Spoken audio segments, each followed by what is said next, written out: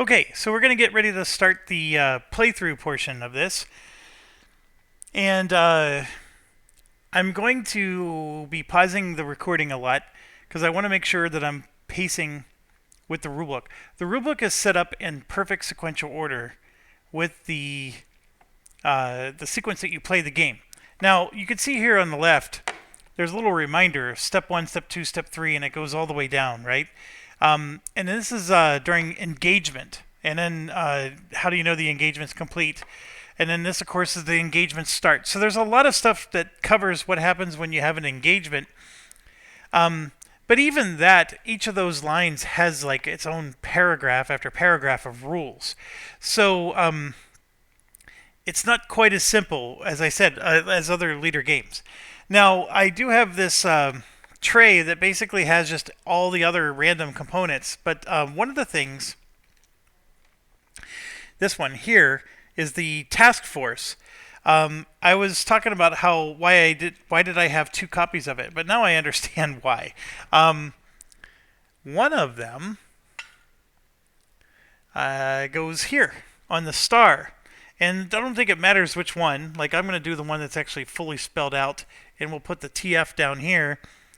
But this one is representing that our task force is going to be on the star. So, because we actually are going to be using this little mini map to determine where we're located and where we're going. Okay? Simple enough, right? So, I just got the rulebook here off to the side that I'm referencing. So for the mission, the very first step we do is decide if we want to do priority rest and recovery. Now, the reason this is useful is that if you have stress, you can, for 10 SO points, you can remove 2 stress from every ship, helicopter, and commander.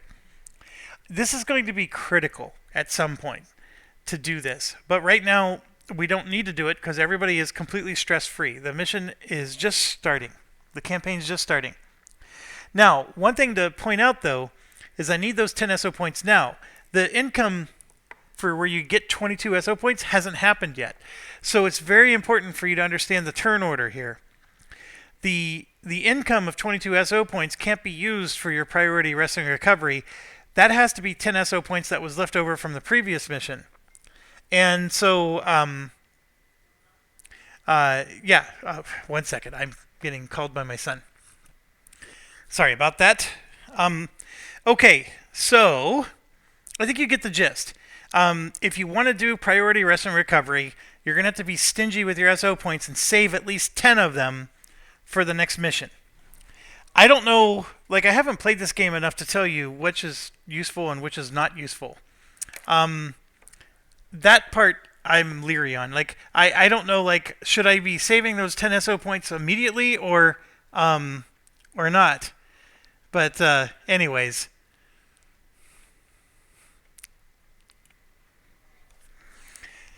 Okay, so next, after the priority R&R, we do target selection. So the target selection, I'm going to move the camera more towards the middle here. I'm going to sort of read the rules. This, of course, will get quicker and quicker as we go. But for the first time through, just wanted to make sure that not only am I not getting anything wrong, but just that you also understand what's supposed to happen. So we select a target from the top of the target deck. So basically, it just means draw a card. Okay? So there's the card. And then we're going to check that number against the number on the campaign sheet. Remember those numbers up here? And if the number is red, we have to attack it. We don't get a choice. And just for your knowledge, there's only 2 of those here. It's mission 12 and mission 22, the ones that are way in the back there. We sort of want to do a red one because we get +5 victory points if we take those out. So those extra victory points towards our rating.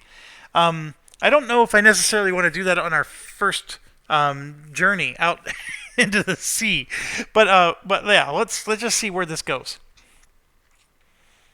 Okay, so if this is the red, well, here, let's not be so suspenseful. Let's look at it.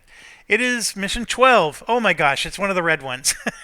So we have to do this one. Now, if it wasn't a red one, we could have drawn another one, and then chosen between the two, and then whichever one we didn't choose goes in the discard pile, which would get shuffled if we ever go through the whole deck. Now, the one thing you want to look out for is if they have an improvement word on here. It's a keyword called improvement. It's bad for us, because improvement is for as long as this target is not destroyed, this bad thing happens to you. That's not the case here, but we did draw one of our red targets, and we got to go deep into enemy territory to take this out on our very first mission. That was very bad luck. I was hoping to get like something really close to home, and then we could just go out and come back. So we're going in, using a swimming analogy, we're going in the deep end right off the bat. So, yay us. Okay, so that's it for target selection. Just remember, normally you get to draw 2 cards. The reason we weren't able to is because we drew number 12 here, and that number 12 matches the red there. And because it's a red number on your campaign, we're not allowed to draw anymore. We have to choose this target. And if you ever were to choose like a second target, like let's say this one was not red, and you chose a second target, and that one was red, then you can't choose this one anymore. You must choose that one. I hope it's straightforward, but just in case you're wondering like all the different scenarios or permutations, that's how it works. Now, it does show that the victory points is 5, but because it's red, the campaign sheet says it's 5 more. So this is worth 10 victory points. This is Task Force 1, and we'll get into that in a second. And then the AD is -2. That's a yellow number there. I know it's really hard to read. And it's hard to tell if that's a D or a 0, but it's an AD of -2. So the mission itself is that we're going to intercept an enemy ASW task force, destroy all the surface ships. But you can see that the enemy task force consists of 3 surface ships and a sub. So there's 4 total ships here, a Sovereign, 2 Udaloi, and a sub. But in order for us to win, we only need to take out the 3. We don't need to take out the sub. So we definitely need ship-to-ship combat going on here. That's the first takeaway. And then the second one, I'm going to pause real quick and make sure that I understand these numbers, just to make sure there's nothing here. I'm pretty darn sure that by winning this mission, we move the TF marker by 1. What's the TF marker? That's this thing. Task Force. So right now the task force says 3. If we win, we get to progress it by 1. So now it's pointing to this 3. Eventually, once it gets over, it'll be pointing to a 2 and lower. So right now we're here, pointing to this 3 here, and we would get to move it 1 to the right when we successfully win this mission. That's what that TF means. The only thing I don't know is this AD at the bottom of -2. I just got to look that up real quick. Okay, so the reason I don't know what that yellow number means is because it's a modifier that's only used with the carrier expansion. So it does say AD -2. I was able to see it better when I shifted the light a little bit. Yeah, it's only used for the carrier expansion, so we don't use it for this game at all.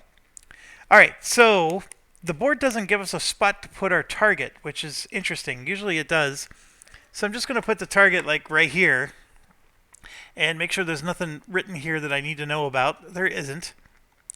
And so the only thing that has me a little concerned, it says no enemy air attacks. So we'll get into that whenever there's an actual air unit involved in anything. Okay, so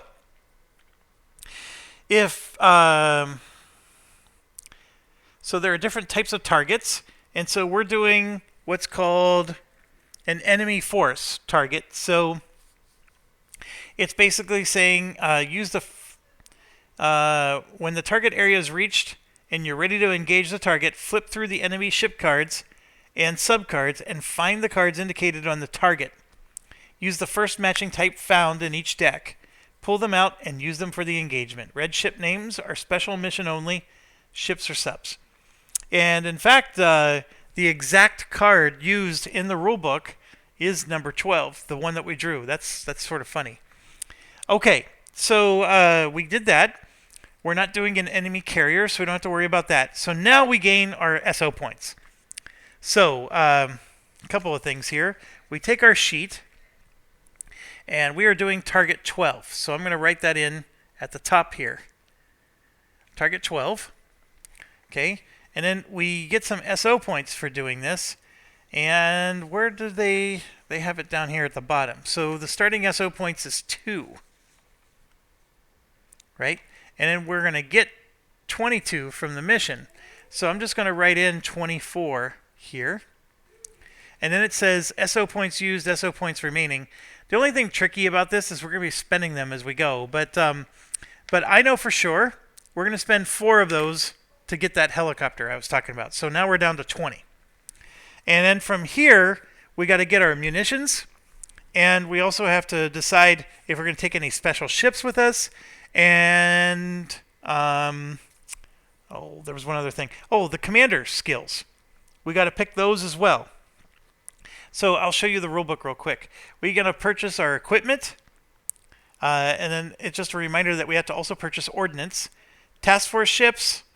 The all new ships start out at newbie. Helicopters.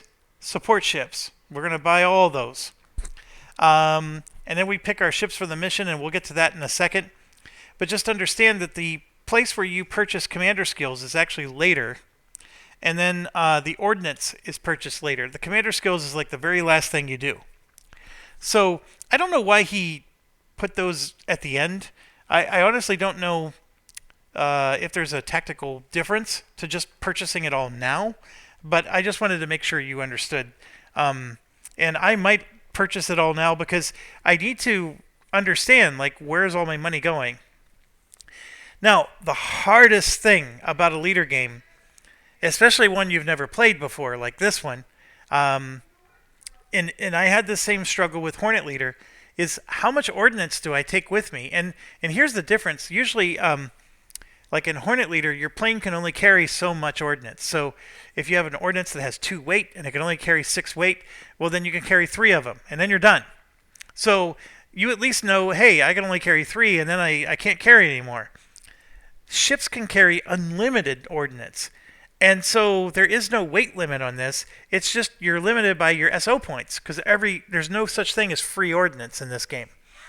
So like I said, we got 20 points left. I do want to buy some commander skills, but I may not be buying them this round. I think I'm going to gain a crap ton of stress from this mission. And so I want to do a priority R&R, but that costs 10. So that means I'd only be allowed to spend 10 for this mission. I don't think that's going to happen either. So I got a lot of very difficult choices to do here. But I want to go over something real quick, and I'm probably not going to exercise these options, but we also have the ability to buy support ships, and there's 3 types to choose from. So the first one is the ammunition ship. So it costs 4 SO points, and it will carry ammo, 8 of these, 8 of those, and 8 of those. And you add 1 stress to the ship being supplied. It takes a mission turn to supply them. And you could basically supply 1 ship each mission turn. And there's only 5 turns in the game. So, but you could basically take all this extra equipment and supply a ship. And when you supply them, you're actually going to give them you could give them like all 8 RGM-84s. So I actually see this being helpful. RGM-84s, by the way, I'm going to grab the tray here. RGM-84s are a 0.5 here. So that means you can buy 2. No, that's a Mark 46. Hold on. Grab the wrong one. RGM-84. Oh, they're also a 0.5. So basically, you could buy 2 of them for 1 SO point. So this one costs 4 SO points, and there's 8 of them there. So the fact that you're spending 4 for 8 RGM-84s is actually a good deal, because this is also 8. You get 8 of these and 8 of those as well. So you're actually carrying 24 ordnances for the cost of 4 SO points. That's fantastic. Now, the drawback, though, is you're going to add stress to your ship to supply them, and you can only supply 1 ship at a time. So there could be, 3 ships that need the supplies, and you can only do 1 at a time. But I do think that there's some strategy here. Now, this support ship is actually going to be in your carrier task force, and it's going to be one of the protected ships in the back. So it doesn't do anything for you, but the enemy can actually sink these ships if they detect it. So that support ship can get sunk, and then you lose all the ammunition that's with it. But as far as like economy goes, 4 SO points for all that ammunition is a great deal. So I do see value in this. I just don't know if I'm going to use it yet. I'm going to think about that. This one is for mines, and I have no idea when we have to clear mines and when we don't. So no mine attacks occur against the task force if included. I'm assuming that there might be events or something that have mines. But yes, as you can see, there's some mines going on. And then there's an oiler replenishment ship. So again, it doesn't work on the nuclear ships, but you add one strip to the ship being supplied, takes a mission turn, and it resupplies one ship during a mission turn. And what does that mean to resupply a ship? I don't know. And so that's part of that one. Like, does that mean you get all the ordnance back, or what does supplying a ship do? I'm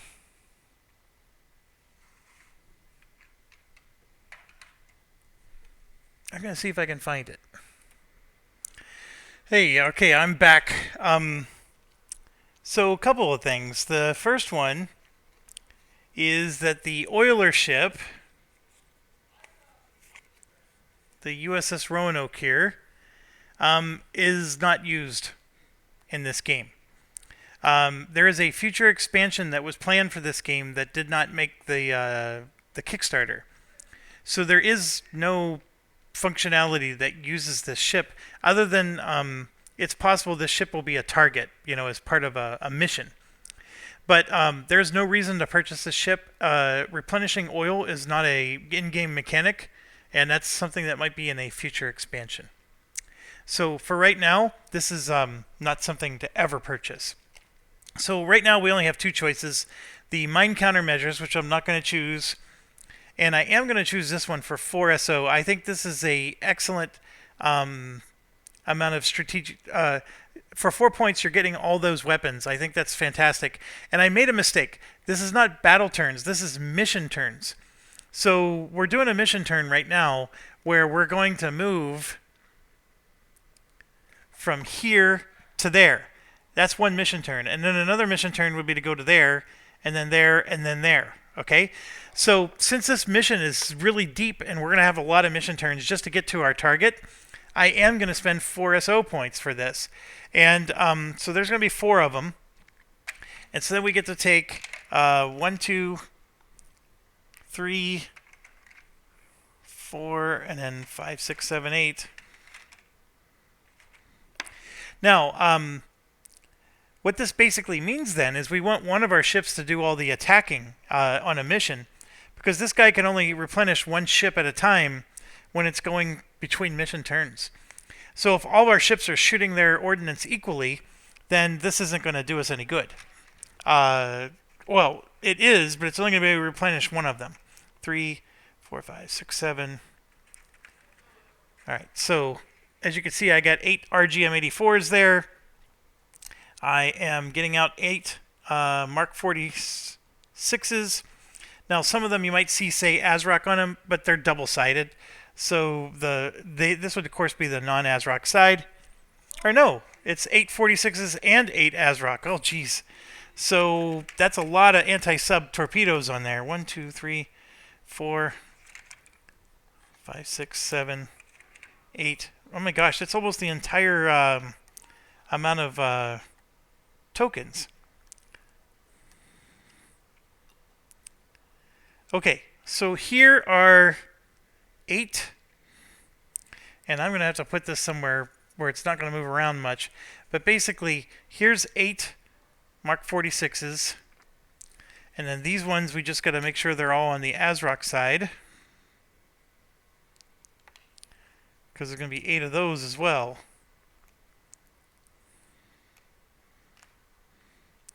Now, the difference between ASRock and non-ASRock is just that the ASRock can go at a range of 3, so it can hit a sub that's further away. Obviously not super valuable until the moment you need it, right? So it's got a crap ton of stuff on it. Now, the Sono Boys, which I was all excited about, they cost a half. So I'm not excited anymore. And I think the fact that I have all these helicopters and all these ships, I'm now concerned I don't have the ability to buy everything I need to buy. These RGM 109s that I was telling you are awesome. They cost 1 SO point each. So there's only 4 of them available in the game, but that's 4 SO points to be able to buy those 4. I still think they're probably worth it considering the mission that we have, but boy oh boy are they pricey. And like I said, we only have 20 points to spend, and I'm going to just skyrocket through these points. These are not cheap. Now, one thing, and not everybody needs a math exercise, I get that, but I just wanted to point this out for folks that don't like the math side of things. So if you see, you're going to see munition look like this, where there's 0.25, 0.5, 0.75, or 1, right? You're going to have any 4 of those values. And I'm going to draw some lines here. Okay? So you're going to have those. So now 0.25, that's like, if you're thinking about money, that's a quarter. This is 50 cents, that's 75 cents, that's $1. Now, a quarter can be represented as 1 over 4. And then this is represented as 1 over 2. And then this is represented as 3 over 4. And then this is, of course, 4 over 4. All right? So if you're trying to figure out like how many SO points to spend, there is no such thing as fractional SO points. So if you're going to buy something that costs 0.25, you need to buy 4 of them. And how do you know how many to buy? Well, you just look at the numbers and you flip them. So if you're going to say SO cost, right? So you're going to be able to buy 4 for 1 SO. Because the 4 is on the bottom and the 1 is on the top. So here you can buy 2 for 1 SO. And then here you can just look at the bottom number and the top number. You're going to buy 4 for 3 SO. And then here you could buy, it's really 1 for 1 or 4 for 4, however you want to look at it, right? So again, I know not everybody needs to have that explained to them, but there is a very simple chart you can create for yourself, put it off to the side, or just look at these fractional numbers and just understand you can buy the bottom number for the SO cost of the top number. And that's how you can, figure this out without too much effort. I have that issue, right? Because I have these Sono Boys here, right? They're a half. So there's 4 helicopters I'm bringing with me on this mission. So I'm making sure that all 4 helicopters have at least 1 Sono Boy. So that means I'm buying 4 of these. That's going to cost 2 SO points. I'm putting 2 Mark 46s on every helicopter. So that's 2, 4, 6, 8. The Mark 46s are a half each as well. So that's 4 more SO points. So that's 6. I have these RIM 7s. These are anti-air. They're a quarter. Who carries those? The RIM 7s are carried by the Spruance destroyers. So I can take 4 RIM 7s for 1 SO point. Now, there are no air attacks in this campaign, but all that means is, here, let me show you. See these purple zones? Those purple zones are, when you move into those areas, you can experience an air attack encounter.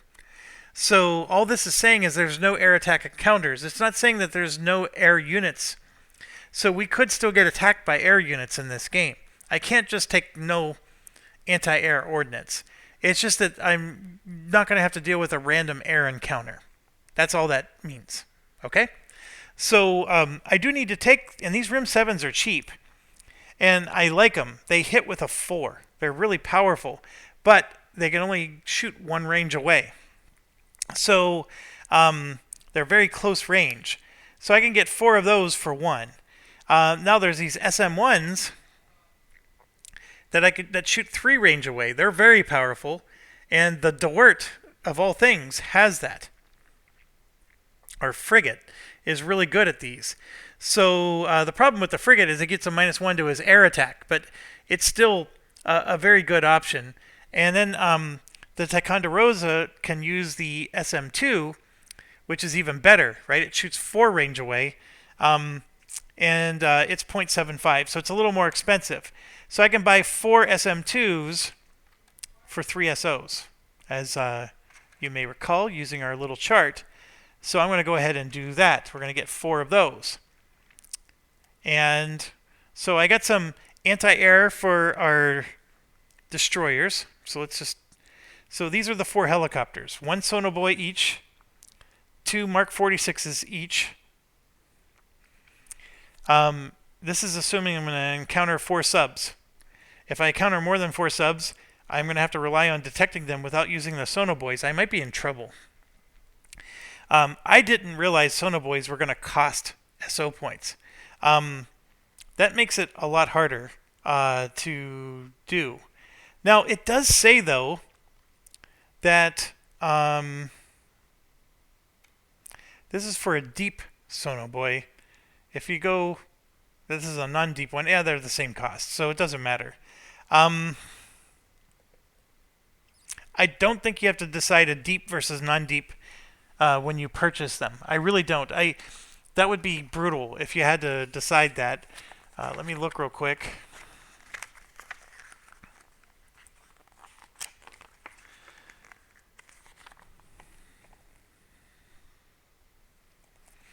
And of course, it's not even mentioned in the back. So, yeah, I'm fairly certain you get to decide when you drop them. You don't have to decide when you buy them. Ugh, that would be brutal. If I did have to decide when I buy them, I'm going to decide that they're all deep, because the deep ones are the ones that you need to detect. Yeah,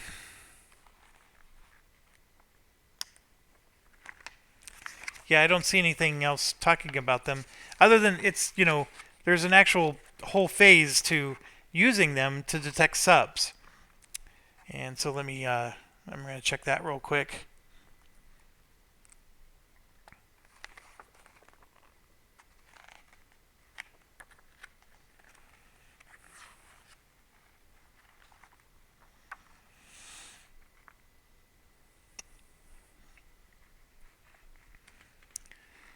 Yeah, sonobuoy detection. Deployed sonobuoys perform a sub-detection check each turn. And then your helicopters have actions. So I'm going to go to the helicopter actions real quick. Drop sonobuoy. The helicopter can drop a sonobuoy. It stays in the area.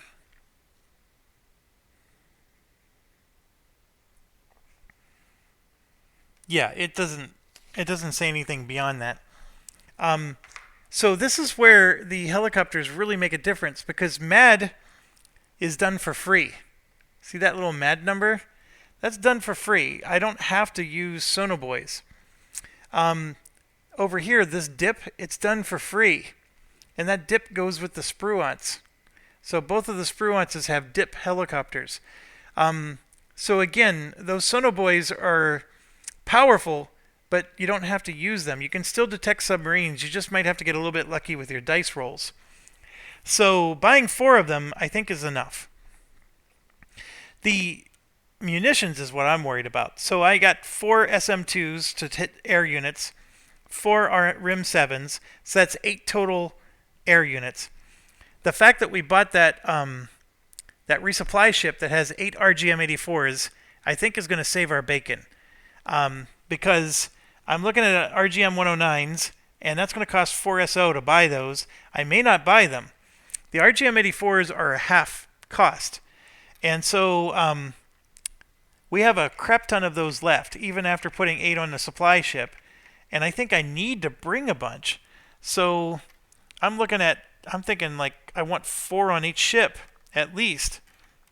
And this is the part where I could be overdoing it, I could be underdoing it, and then we get like 3/4 of the way through the mission and realize I don't even have enough ammo to finish the mission. That's what I'm worried about. So I've been doing a lot of crunching and stuff off camera here, so let's get you caught up on state of affairs and what I'm thinking. Now, I have all the ships over here. The problem is my camera, I don't have a place to put it. So what I'm going to do is the ships are laid out in a specific format. These are the 2 screening ships up front, and then this is the 2 ships in the back. I only have 4 ships in my entire fleet. So I got the 2 screening ships, and then I have the 2 main force ships, okay? Each ship has its own helicopter, which you're seeing off on the side, okay? So what I'm going to do is let's talk about the helicopters first. Every helicopter, all 4 of them are getting sonobuoys, and all 4 are going to get 2 Mark 46 torpedoes. So that means they can detect a sub, and they can kill a sub with 2 each. Now remember, our supply ship has a whole bunch, 8 of these available. And when you supply a ship, you're supplying the helicopter that's on that ship as well. So that's the idea, is that we could use the supply ship to resupply some of these helicopters. All right, so I'm going to go ahead and put all of these onto the helicopters. And I'm just going to cover up their pictures because we don't need to see their pictures so much. And then I'm putting these on. So that covers, I think it's very light, to be honest with you. The helicopters can carry, of course, a lot more than just 2. Oh, actually, no, they can only carry 2. It actually says so right here. It says there's a, here, I'll show you. The Seahawk could carry 4 AGM-114s and 2 MK-46s. I didn't even realize that. So these guys have limits to how many they can carry, and so I did it perfectly, right? There's 2 Mark 46s, and there's a sonobuoy. All right? So that's like, and all the helicopters have the same numbers, so we're okay there. All right, so now I'm going to go ahead and let's start with our screening ships. So we got the USS DeWert.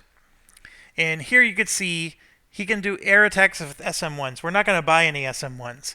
He can attack with MK-46s. So that's an interesting dilemma, and I think we should give him some. So right now, without calculating all the costs in my head, I'm going to try to give him 4. So for now, I'm planning to give him 4, but we're going to have to calculate the SO points when this is all said and done. And this might change my mind. So we're going to give him 4 of those. And then he has a gun, but it's only range 1. And let me zoom in a little for you here. There you go. Can you see that better? So he has a range 1 gun, and you have to roll a perfect 10. So the chances of him killing anything is awful. Now, one thing to understand is when you're in the screening force, when you're up front, and you can see it written right here, everybody that's up front, the 2 screening ships, get a +1 to their detect value and +2 to their stress. So that part is not cool. But they can detect ships a little bit easier.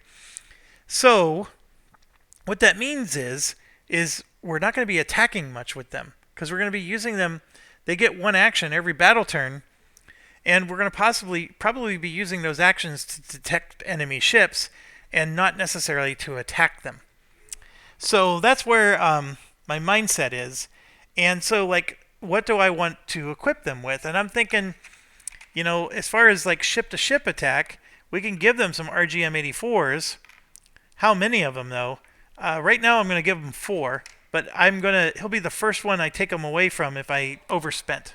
Okay? Because, again, I'm not doing all the math in my head yet. I just want to get everybody where I ideally want them to be, and then we'll shake it out from there. Okay, so I'm going to take this away from the camera and put it back. The next screening ship is one of the Spruance ships. So the Spruance ships here, a little more powerful. They got those Rim 7s we were talking about. I'm going to give him 2.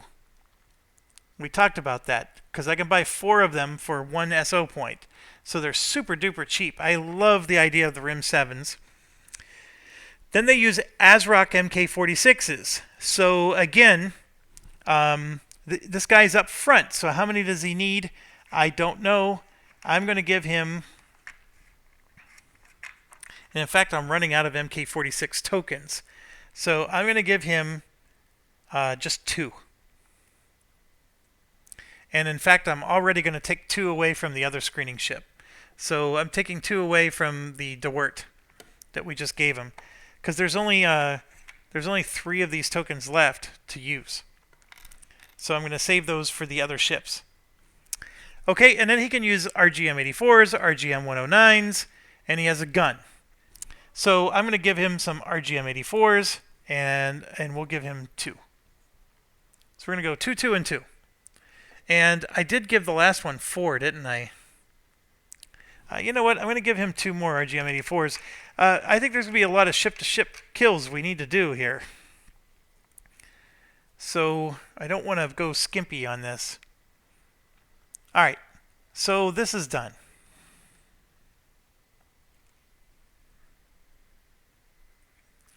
Now, we got another Spruance. That is, those 2 were our screening ships. So now we're dealing with our non-screening ships. So the other Spruance is also going to get some RIM 7s. I'm just going to give him 2. I am going to give him 4 RGM-84s, and I'm tempted to give him 8. Because remember, this guy is not screening. So he's on the attack side of things. And I am going to give him the ASRock. So 3 Mark 46s. So he's going to get 3 anti-sub weapons. And then also, and then for the Lady Gulf, which is our cruise ship, I'm going to give him all 4 RGM-109s. Right? So he's going to get the big guys. And then he's going to get some SM2s, 4 of them. And he's also going to get 4 RGM-84s. And actually, I'm going to give him 6 RGM-84s at least. And then he can also have ASRocks, but I'm not going to give him any. I'm going to let the other guys have those. Okay, so as far as like, what do we have left? I have a ton of RIM 7s left. And remember, those can only be used by the Spruance ships, and they only cost $0.25 each, so they are cheap, but they only have a range of 1, so they're not super valuable. These AGM-114s up here can be used by our helicopters, and those are anti-ship weapons. And that's if we want to use our helicopters to attack other ships. I don't know if I want to. So that's why I haven't bought those. They're a half cost each. The RGM-84s are also a half cost each, and that's why I'm thinking I would rather just buy those. The SM1s are a half, and so are the SM2s. The SM2s are actually better. Well, actually, the SM1s hit on a 5 or a 9, but has a range of 3. The SM2 hits on a 6 or a 9 with a range of 4. Actually, the SM2s have a higher cost, even too. So that's interesting. So the SM2s are what the cruise ship uses. And the only ship that uses SM1s is the DeWert. And we didn't give him any, and that's okay. So, alright, I'm going to do a real quick math exercise here. I will let you at least see what I'm looking at sideways. Again, I just don't have a table to put the camera right here. So I apologize for the sideways view. But we're going to go through real quick. And remember, we have 20 SO points. This guy costs 4. This is our replenishment ship. He has a bunch of Mark 46s, as you can see we need a lot of, and ASRocks, and the RGM-84s. And I think this is going to be our saving grace, this thing here. So that's 4. This Sono Boy times 4 is 2 more, so that's 6. This is 2 Mark 46s times 4, so 7, 8, 9. We've already spent 10 of our SO points. I'm not feeling good about this. Then we go to our screening ships. That's 11, 12, 13. And then this is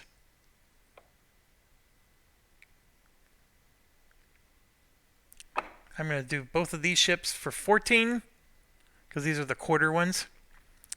15, 16, 17,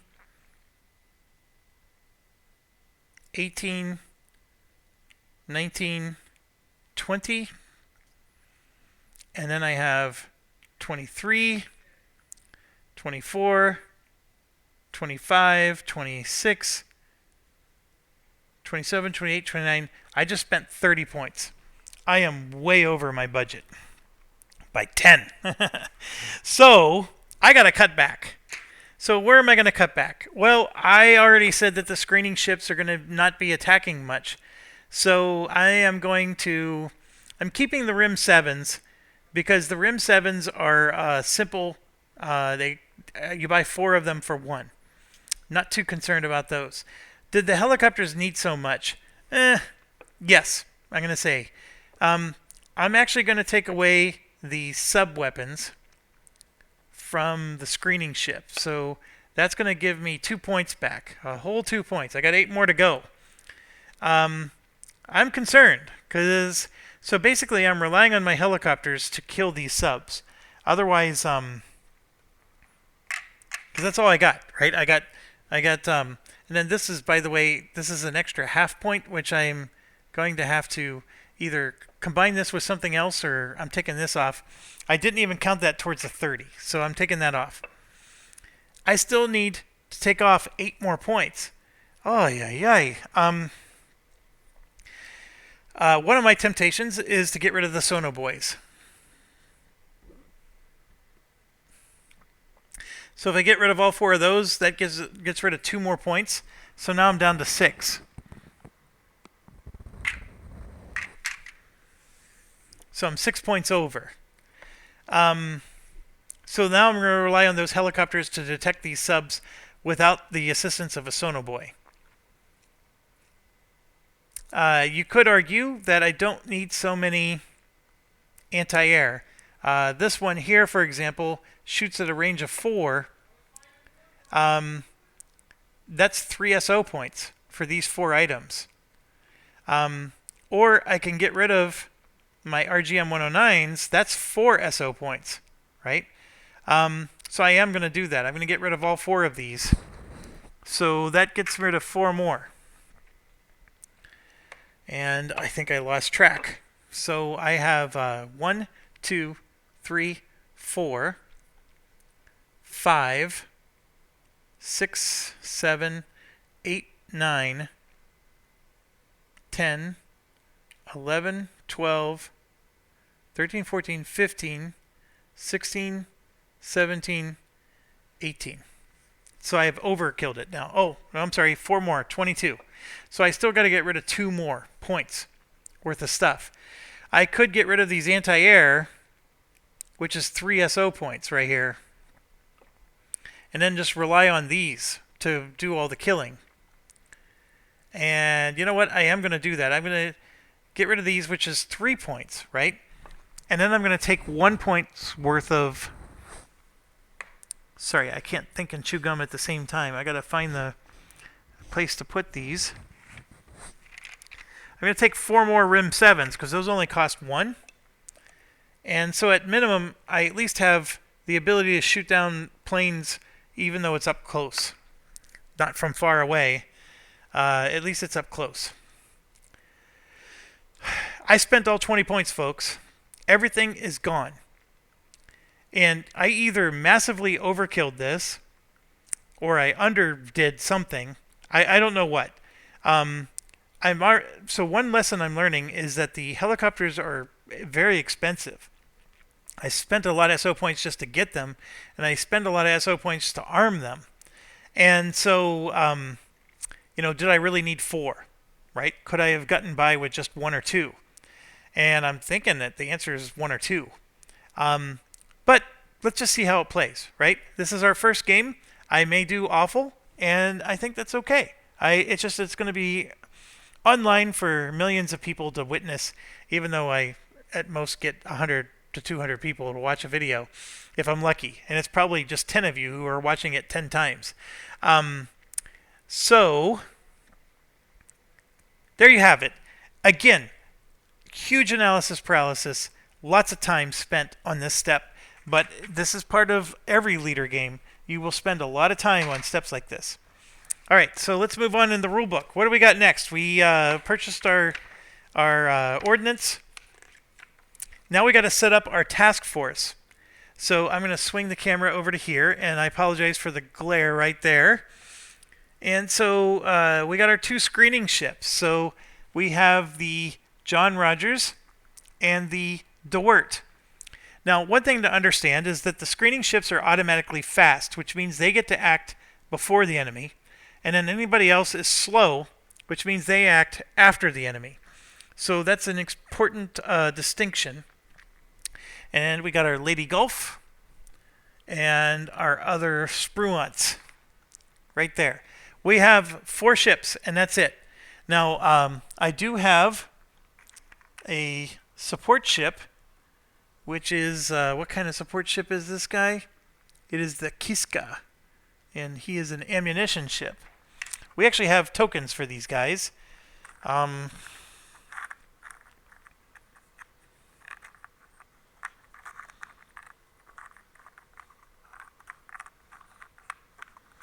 Here we go. Sorry, there's quite a lot of them. So I got this ammunition ship as well, and it's going to go in the protected area, like so. Okay, so just to help you with some of the stuff here, like I said, the screening forces have a detect of +1, but they get 2 stress for every encounter. These guys don't get any bonuses, but they get 1 stress for every encounter. These guys in the back, their noise management is +1, so basically they're harder to detect. They also get +1 to their torpedo and missile defense, so they're also harder to kill because our main force, our Navy, is protecting them. And so the enemy can't just, bypass all these guys and shoot at the juicy center. If there's no actions, they get no actions, but if you're back here, the stress is -1. So if these guys ever get really stressed, the commander can choose to move them to the rear, and that move does cause problems, but when you move them to the rear, they can start to lose stress because they're being protected and no longer on the front line. But the problem is they're also no longer helping either, because they get no actions when they're back here. So sorry that glare is right in a spot where you're trying to read. Okay, so that's our task force.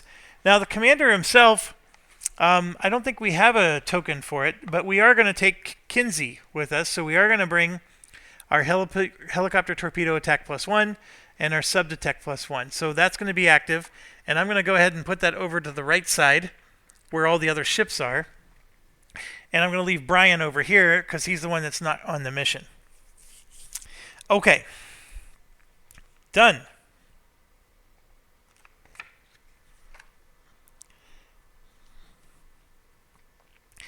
Okay, so we did all 3 of those things that I just talked about, and then the next thing we got to do is we have to choose our flagship ship.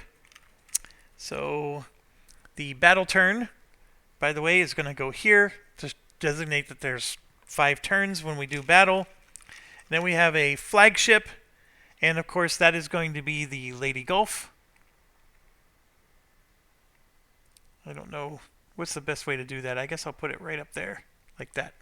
He's our flagship. If he sinks, our commander dies. If the commander is always in the flagship, by the way. If the flagship is a screening ship, we're going to get 2 experience points during every single encounter for the commander. However, he's going to be in the main force, so he's only going to get 1 experience point.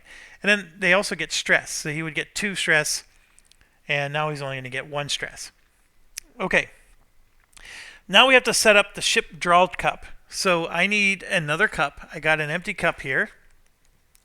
And I'm going to keep the camera here because what you're going to see here is there's this word here, chits of 3. So we have 2 screening ships. This is number 1, and this one's number 2. So what you got to do is you got to find your task force ship tokens. And I'm just going to spill them all out right now. And I need to find number 2. And there's 3 of them. 1, 2, here's the third one, and all 3 of them go in the cup. And there should be 3 number 1s as well. Oh, look, there's a 4th number 2. What the heck? There's a 1, 2. There's 2 3s. And then we need a 6 for the ammunition ship. I don't need a 9. I don't need another 6. Don't need the 8s or the 4s or the 5s. Oh, nope, I need a 4. I need 2 4s, in fact. There's the third number 1. And then don't need a 9, a 7. So it looks like we got some extra ones, which is interesting. Like, for example, there's an extra 2 here. We already have 3 2s in there. So I don't understand why they gave us a 4th one, but I'm going to take that out. Okay, so the 2 screening ships, you put 3 tokens in. The main 4 ships get 2 tokens each. And then the ships that are being protected get 1. Now, what does this represent? If the enemy is deciding who they're going to attack or try to detect, there's a higher chance that they're going to attack or detect the ones up front. That's what this represents. So our screening ships are the most vulnerable, and then the capital ships, and then there's a 1 in however many chance to get to our protected ship. So the protected ships are protected. So I do like this mechanic. I think this is a really cool mechanic. Okay, so we got all those tokens in, and the numbers are just whatever the numbers are, right? So there was no number 5, so we didn't put any number 5s in. Okay, now is when we're supposed to purchase the ordnance, which I've already done. Then we're supposed to purchase commander skills, and I really wanted to do that, but guess what we didn't do? We didn't purchase any commander skills. So there's a lot of really good ones in here. I think we're going to eventually get to this. I did, for the fact that the mission's going so deep, I felt like we needed all the munitions possible. If the mission doesn't go deep, then we're going to use that particular round to maybe pull back a little and save up some SO points. So here's where my mind is. If you look at this, if we were to draw that number right there, 15, we only need to move 1 time, and then we're done. And then the whole mission round is over. Here we got to move, you know.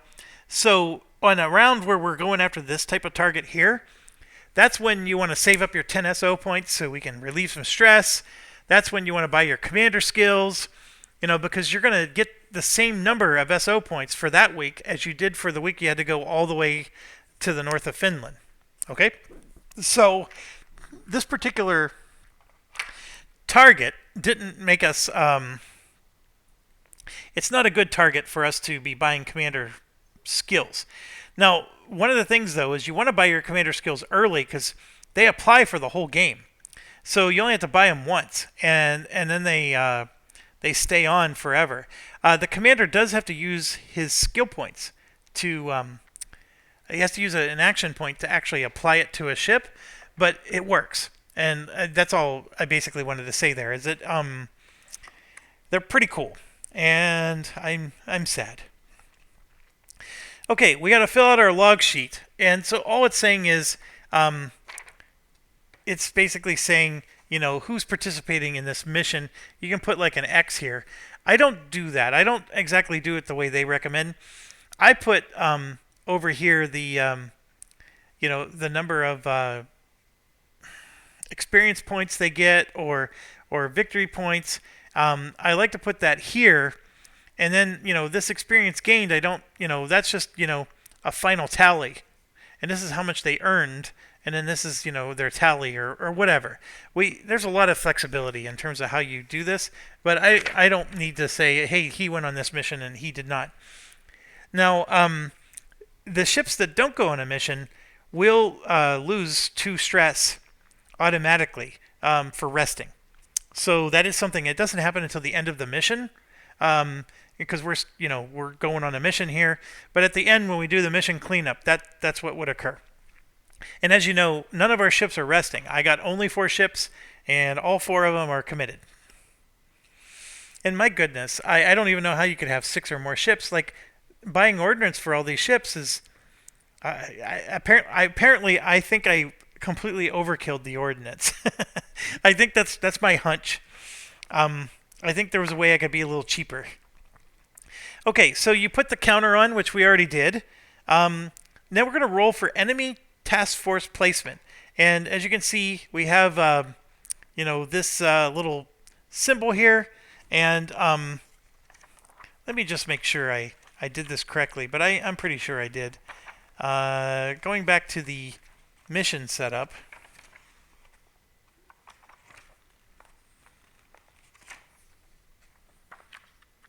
Yeah, I did it correctly. I was verifying that this really is over here at the beginning, and it is. Okay, so what it's basically saying is that this task force little arrow identifies how many task forces to place on the campaign map. So, so for the track above, we're going to be putting 3 on. And so there's these counters here, and I got them here. And you basically just need an A, a B, and a C. A 1, 2, and 3, right? So we're going to put 3 of these on the campaign map. And that's it. So if I come over to here,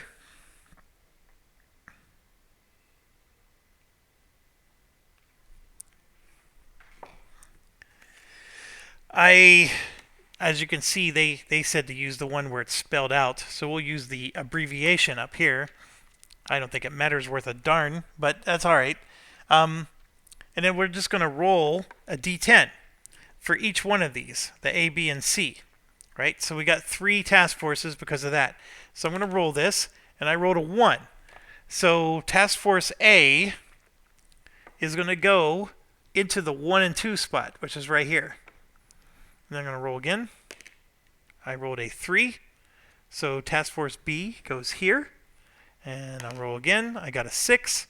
So task force C goes there. And then there won't be one at the last stage. Does that make sense? So what these represent is as we progress, there's a chance we're going to get intercepted by him. And there'll be an encounter, and we'll actually have to do battle. That's why I'm nervous about how much weapons I have. Because I could potentially be doing 1, 2, 3 battles before I actually get to the target. So that's where the stress is for me. All right, then we're supposed to shuffle our decks, but that was already done. And here we go. We're on mission execution. So 1 hour in, and all we did was set up our mission and figure out our ordnance. I don't know how to speed up the ordnance part. I think that kind of thinking is going to be prevalent everywhere. But I'm going to go ahead and keep rolling. I'm not going to end the video yet, but I think I will have to soon. What I'm going to do is maybe get to the point where we actually have an encounter, and then we'll end there. So first thing we have to do is we move our task force. So start of a mission turn, that was mission setup that we just finished. Now with the mission turn, we're going to move into this area. So now we have to do some checks after moving in there. First thing we do is we check for enemy air. And I already showed you those little purple circles earlier. I'll show you again. See those little purple circles? Those are air attack zones. We don't have those on this. And you can even see in the mission description here, it says that there's no enemy air attacks. So that doesn't happen on this one. So that step is always going to be skipped. Then we do enemy task force activity. So we have to perform the following every time there's one of these counters in the task force section. So there's one in here, right? So you got the A in there. And so we are going to have to do this. So I'm going to move the camera over to here, and we're going to draw an encounter card. And so, we don't look at it yet. We just draw it and reveal it like this. Okay, so I have to roll a D10, and then I have to add the activity number, which is +2. So whatever I roll, I'm adding 2 to it. So the chances of there being no encounter here is 0. Because the minimum roll I can do is a 1. And if I'm adding 2 to it, I'm going to at least get a 3. So I'm definitely going to have an encounter. So let's go ahead and roll. I rolled a 1. So I got a low encounter, which is great because this will be actually good for our first mission. I don't necessarily need a high activity level. So we rolled a 3. So we have a low activity level, which means that something is going to happen. And I believe, let's just keep going. I'm actually going to pause and figure out what those bottom numbers mean. I do rather like this game. Okay, so I'll explain my comment in a section, but this black section here is for the carrier expansion. So we ignore this for now. And then what this is saying here is that this is like your intel. So there's a good chance there's going to be surface ships on the other side of this card. Well, since we drew a 3, we are flipping this card. So the difference between the low and the high activity is right here in the middle. So if it was high activity, we would have 3 surface ships, 1 sub, and 3 special ships, all drawn as part of this mission. But because the activity is low, we don't have the sub anymore. So we only have 2 surface ships and 3 special ships. And so if we destroy all amphibious ships,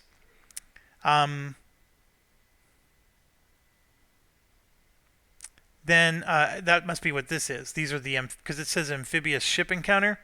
I'm assuming these are landing ships. So if we destroy all of them, we get 4 SO points. So that's awesome. All right, so once we do that,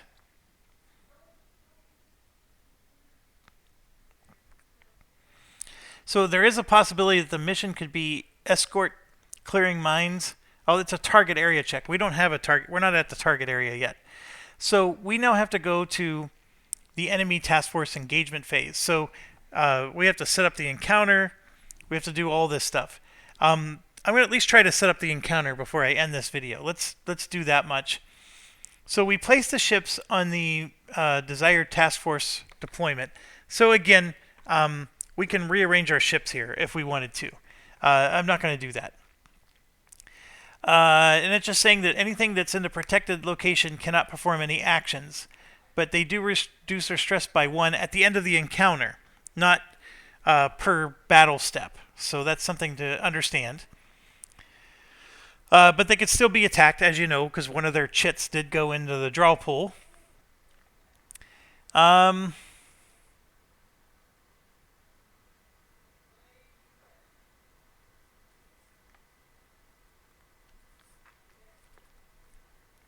Yeah, sorry. So it's saying if the encounter is a random encounter, perform the following steps. Flip over the card. Done. That's this thing. Then it's saying if the activity level is high, use the red numbers, which is the left side. And if the activity level is low, we're going to use the right side.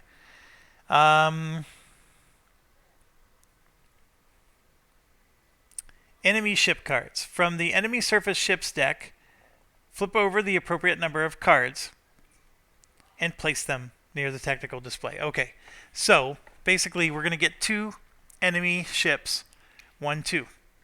And I'm going to draw those and just put those there for now.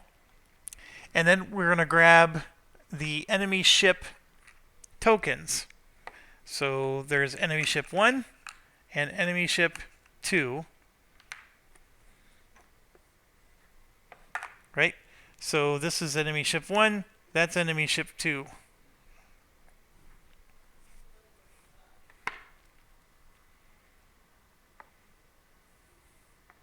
Put a ship identifier counter on each ship card. Yeah, so I'm going to put these ships like right here. So we're going to put this here. This is the Admiral Trubutz, the Udaloy class. And it goes here. Now, the star means that is a it's a primary type of target, or it's a I like to call it flagship. Like it's an important target. So we get an extra experience point for sinking that ship, if we sink this guy. And then here's ship number 2, which is a Krivik class. And again, I will put the enemy ship 2 right there. And so bing and bing, just like that. So now we would have to draw enemy subs as well, but there aren't any, right? Because there's 0 subs with this. And then there's 3 of the Ropuchka, which I find that interesting. But in here are all the ships. No, these are all the, I'm sorry, these are all the jet planes that could attack you. And I don't think we have one for the ships. So we're skipping the sub encounter. And then for special ships, flip over the enemy surface ship deck or enemy sub deck and sort through the deck until a matching ship type is found. Oh, interesting. Okay, so here it's saying Ropuchka. There's 3 of them.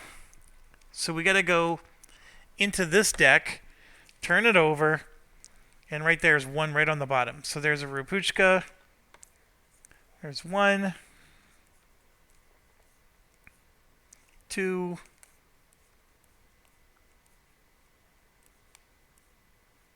ooh, that's a big juicy one right there.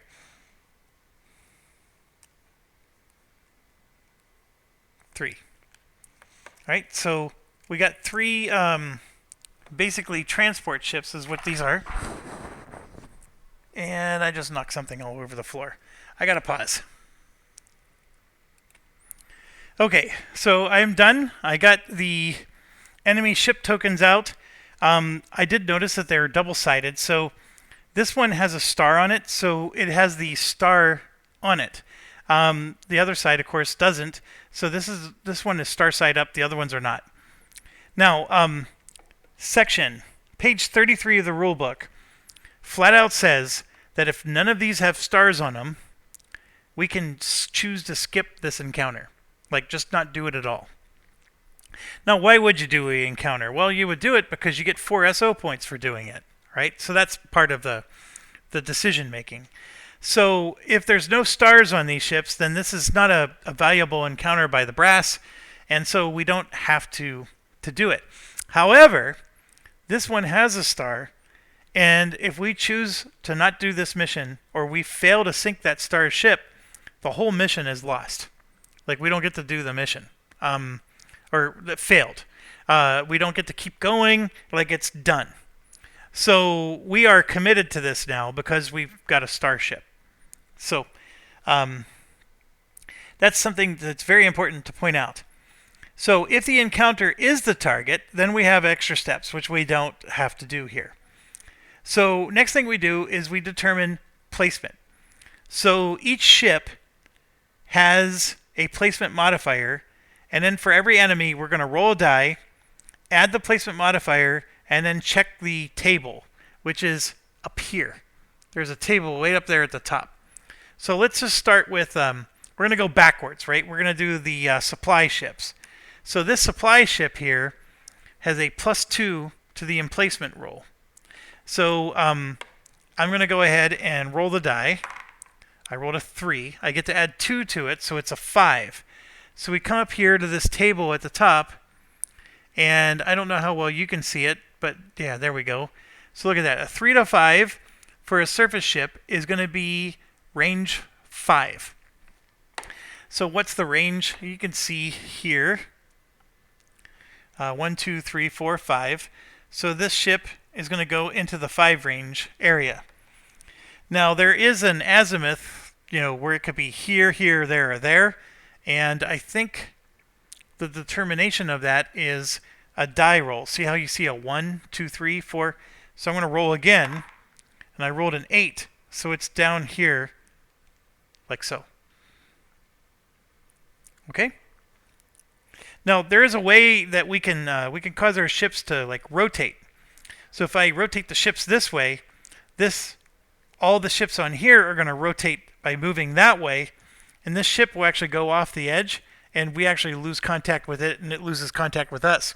So you don't have to sink every ship in the mission. You can actually make the ships go away by rotating them through your commander actions.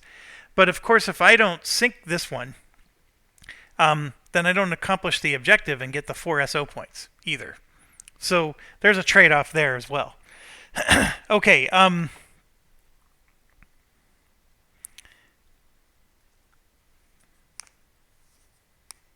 right, since there's no submarines, things are a lot easier for us. But let's keep going. I'm going to roll for the next one now. I rolled a 1. So I'm going to add 2 to that, and I get to a 3, because the placement is +2. And a 3 for this is also in the 5 range. And I rolled a 1. So now it's... Oh, that's interesting. A 1 is here. Okay, let me check. What happens if I roll less than...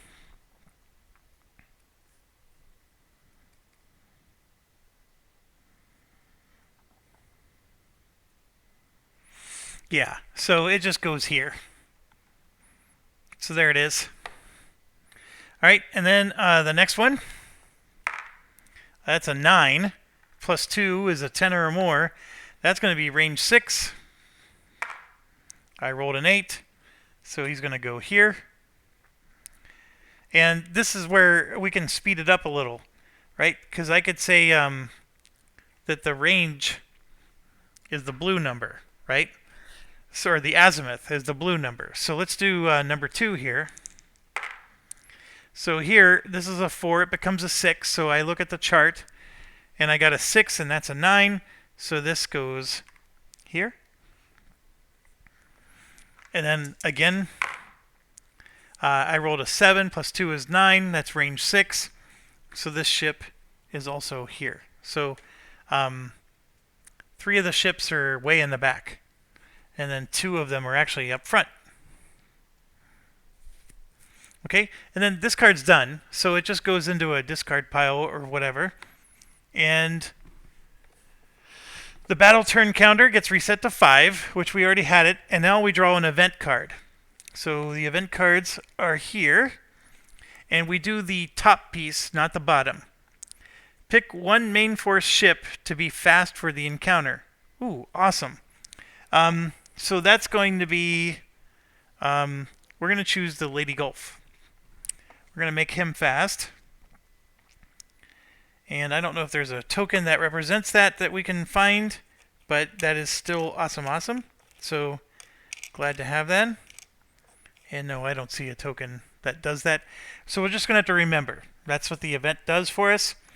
And so then from here, just like they say in the classic 1980s karate video games, fight! So we will do that in the next video. Thanks for watching. Stay awesome.